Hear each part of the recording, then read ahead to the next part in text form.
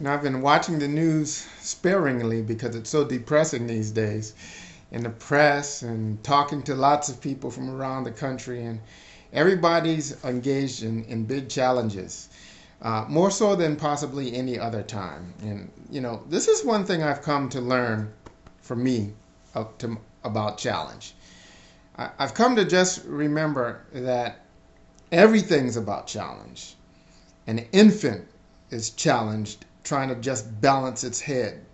A child is challenged just trying to formulate the sound into a way to communicate with the world, to let the world know what it wants. Entrepreneurs are challenged in good times, and often all night long in good times. I guess the insight that I have made peace with is that it's the purpose behind the challenge that determines how you feel about the challenge.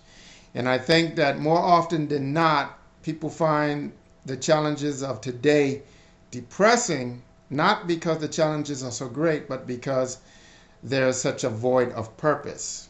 I think in the minute you can define why it is you're doing whatever it is you're doing, that will also be the same minute that how you feel about the challenges around you suddenly change.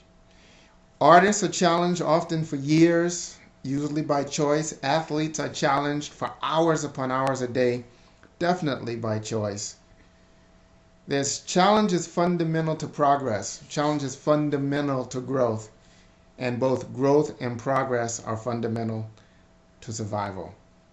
So the insight that I've made peace with is that the purpose that we give challenge to might be synonymous with our own personal definition of freedom.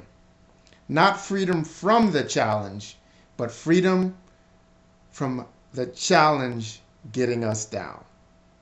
So imagine with me, if you will, that you have this great purpose, this little personal freedom. Imagine that you're gearing up to go fight for it.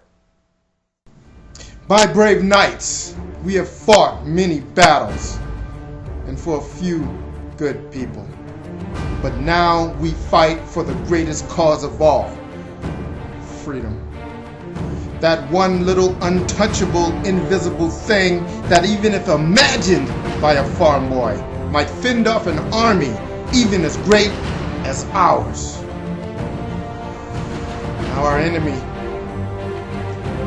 is vast. They are without honor and hope.